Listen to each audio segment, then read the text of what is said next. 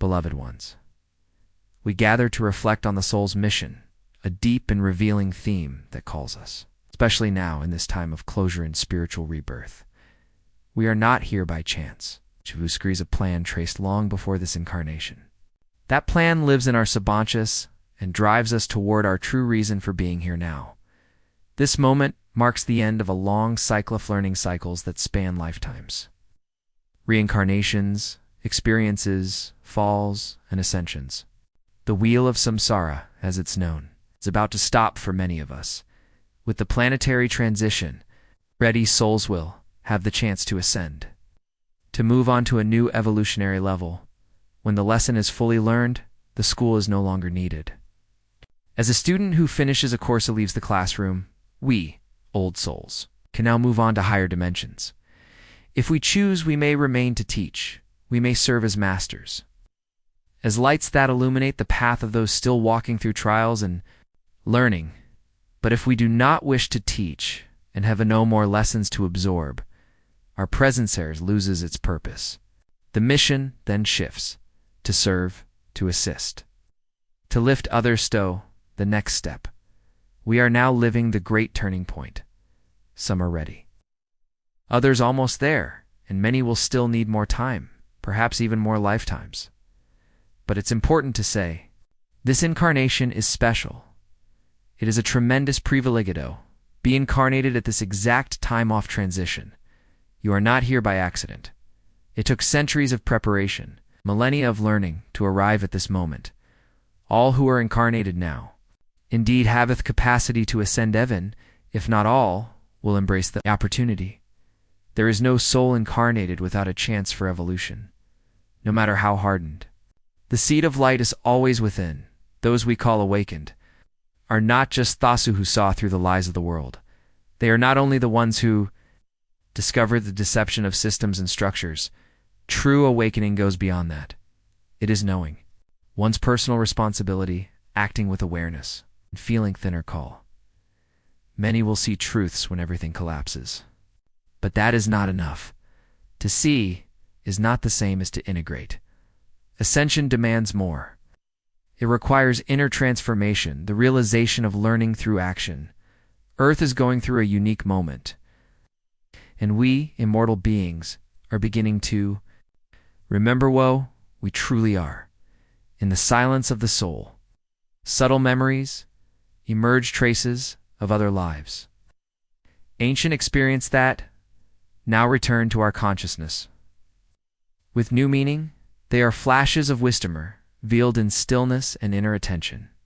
We begin to rediscover forgotten parts, ourselves higher versions, inner voices that guide and extend their hand. And in this reunion, we come close. Sort of the higher consciousness, Seth have always been present, awaiting the time of our awakening. The pieces of the great puzzle are shifting, little by little, the bigger picture of existence to come into focus. A deep and loving plan is being assembled. And now we can already see a part of what once was only intuition. Still, doubts arise, and that is natural. Those on the front lines, the so-called light workers, also face insecurities. After all, we don't stop being human just because we embrace a spiritual mission. But if you feel a connection to these words, if something within you stirs when you read them, then you already know. There is an inner calling. There is a key hidden in your heart. It aligns perfectly with this time. Most of the light workers incarnated today came with a defined task. Many still have small trials to overcome, bonds to untie, light karmic debts to complete. However, the vast majority are already free from the heaviest burdens of the past. This is a gift, granted so they may act with fewer restraints with more focus, light, and presence. This is a time of spiritual bonuses. Those who have committed to serve, even while facing internal challenges, are being relieved of old burden so they may fulfill their role in this final phase of the earthly cycle. These truths have been spoken before, but they must be repeated. Time is narrowing. There is no more room for hesitation if your mission hasn't arrived yet. It is on its way, and when the time is right, it will present itself clearly with direction and purpose, and then you will know exactly what to do, because you've already been trained, because you're already ready. Among the many questions that arise, one stands out among hearts concerned for others. When the time comes, in many area out of control, disoriented emotionally, unstable, what will we be able to do? We have spoken before of the so-called event, a moment when truths will surface and deeply shake those who resist change, people who always denied transformation. Clinging to the belief that everything would remain the same may face emotional collapse. Some won't withstand the impact, some may lose their minds or attempt to end their own. Journey so deep will Beatty rupture from the illusion they lived in for so long, and so again the question, how can we help those lost souls? Only for minutes, hours, or days? The answer does not lie in a magic formula. There is no manual. It's no universal rule. Each being of light will be called to act according to their nature, according to what they carry. Within, each one of us was prepared to respond to another's pain. In a unique, special way, the reactions of those impacted will vary because consciousness, emotion, and understanding differ for every soul. There is no single medicine that works for all. That's why preparation does not mean memorizing procedures, but being in tune with higher consciousness. The natural laws of the universe are perfect. They anticipate everything, absolutely everything. Every possibility has been considered. Every answer will be intuited at the right moment. The higher consciousnesses that guide you operate on a level we do not yet fully understand. But they trust in our ability to remember what we need when we need it. You will know what to do at the exact moment. The answer will come from within you. Even if you haven't learned it in this life, rest assured you've trained before. That wisdom is stored in your soul, and it will rise to the surface when it's needed most. Do not worry about anticipating answers when the moment comes. Action will flow naturally from your being. You will not need to wait for orders or listen for external instructions. There will be an inner knowing, silent, and precise, guiding every step in the most critical moments. Each soul will be where it needs to be, and each encounter will be a reunion Foresian by higher laws, operating beyond what our physical eyes can perceive. You will be sought out by those you are meant to help, and the situation that arises before you will be exactly the one you are capable of resolving. If something isn't yours to handle, it simply won't appear in your path. Others who possess the right tools will be guided to that particular need. Nothing will be random, nothing will be by chance. Just as the stars follow their orbits in perfect synchronicity, two will be part of a harmonious cosmic dance, where each one fulfills their role without interference, like coordinated flights in a busy sky, like flocks of birds, swarms of bees, or schools of fish in the deep sea. It follows its path, moved by an invisible yet perfectly wise code. The natural laws that govern the universe will do the same with us. They will guide the steps off the lightworkers with divine precision. You will act with courage and purpose. You won't need to consult anyone. There won't be time. Everything will be immediate, intuitive, and true. This is the power of a fulfilled mission. This is the strength of one who is ready. So prepare yourself not to memorize what to do, but to be available. It is the availability of the heart thought activates service. It is love that propels action at the right time. You will know what to do, and you will do it. Among the many concerns I receive, one has become frequent, especially among those who've walked many years on this path. What if I'm no longer here when the event happens? What if my time comes before the climax of the transition? This question, though understandable, carries unnecessary concern after all. Everyone born in this incarnation is already living through the transition. You've been part of it since your very first breath in this cycle. The planetary change does not happen in a single instant. It is a long, subtle process that spans generations. It is estimated to last about 3 centuries.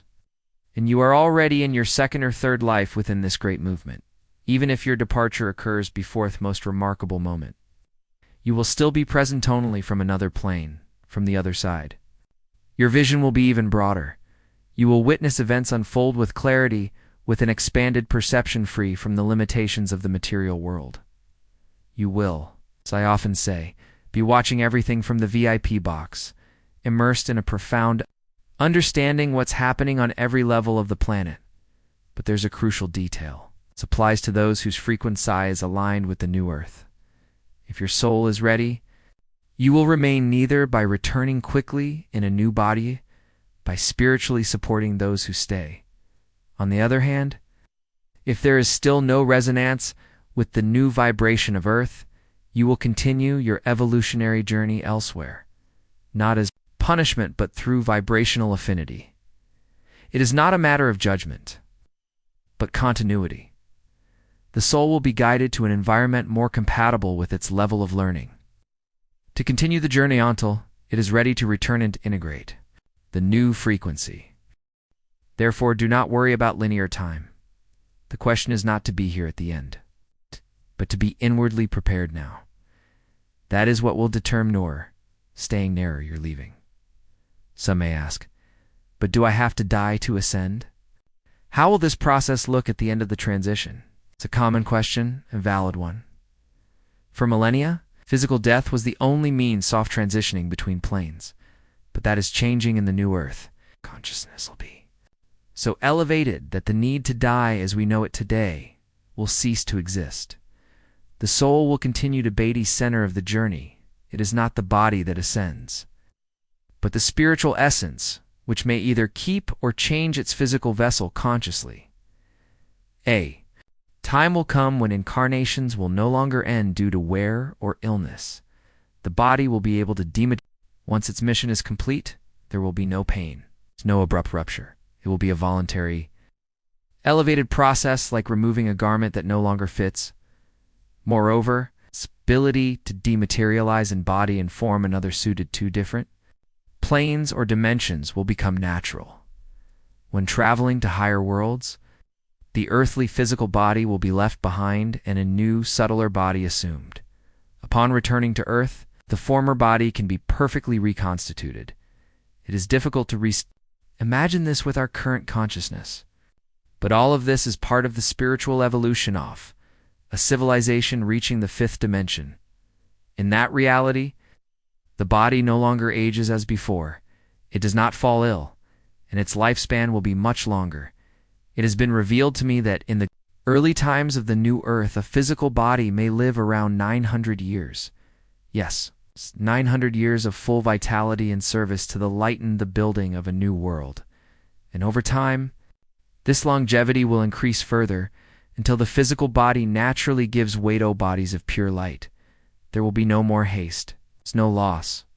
Consciousness will be continuous. Life will be perceived as an eternal flow. Among so many questions, one arises with particular depth. How do we deal with our children who, despite being loving and compassionate, say they do not believe in the Creator? This concern touches the hearts of spiritually awakened parents, but it's important to understand that faith and spirituality do not always follow the same external path. Many young people do not speak of God, but live love. They don't meditate, but they are present. They don't attend temples, but radiate compassion, respect, truth in their actions. And that in itself is already a sign of evolved consciousness. Many of these souls come with a high vibrational level. They are here not to repeat old patterns, but to help build the new naturally. Without rituals or formalities, the world still needs action, work, movement, and these young souls play their role, be serving in various areas, if they are not yet consciously aware of the spiritual dimension of their actions. Don't worry if your child doesn't speak off spirituality. Watch whether they live by its principles. Love, compassion, respect. These are the true pillars of ascension. There's no way to get low stuff. The soul vibrates in these. And remember, each being has their own time to bloom. Sometimes, it only takes a spark. The mission does not demand a spiritual appearance, but true vibrational frequency. And many of them already carry it, even if silently. You may ask yourself, what if my mission is something simple? What if I work in something ordinary every day? Is that still spirituality? The answer is a deep and absolute yes. Spirituality is not only in elevated words in meditation or in retreats, it is also revealed in daily gestures in service, in care, in ethics, in the love with which you came here to do. Think. For example, of someone working at a supermarket register, it may seem like an automatic, repetitive role, but that light worker is there in front of dozens of people each day. And if they are present, they may notice the pain in a glance, the burden of an afflicted soul, the weary hope of someone handing over their last coins of the month. A smile, sincere good morning, a human gesture can change a frequency of someone passing by. And that is light being poured into the world. That is mission. That is healing. This applies to any profession. Doctors, drivers, teachers, attendants, cooks, artists, farmers, all can be channels of transformation where they are. What defines the machinist? Not the title or the place, but the frequency you emit while you live it. Where there is presence, there is purpose. Where there is love, there is spirituality in action. Dealing with people today is one of the greatest challenges of this dimension. Each being is an electromagnetic field. Each soul vibrates with its story, its traumas, its joys, and its light. And when we interact, even in silence, an energetic entanglement takes place. That's why so many come home exhausted, unwilling to listen, to talk, to think about spirituality. They are simply drained of energy. This must be respected. It's not a lack of faith. It's vibrational fatigue. Those who work with the public, families with care, they carry a heavy load of invisible exchanges. So don't insist on someone eliciting to a message. Don't impose your truth. Each one has their memento. Open their heart, and silence can be just as sacred as words. Even those who criticize, who disagree, who resist, they too are in a process. Many still project their frustrations. So to those who speak of hope. But the one who places themselves in service of the light must understand, accept, and keep going. You are a channel. You are an instrument. You are a bridge between dimensions. Be faithful to what you feel. Serve with humility and trust. Because in the end, you're all one single family of souls, spread across different bodies, but united in origin and in destiny, and everything, absolutely. Everything will be as it must be. May the Holy Spirit fill you with light and wisdom. Namaste.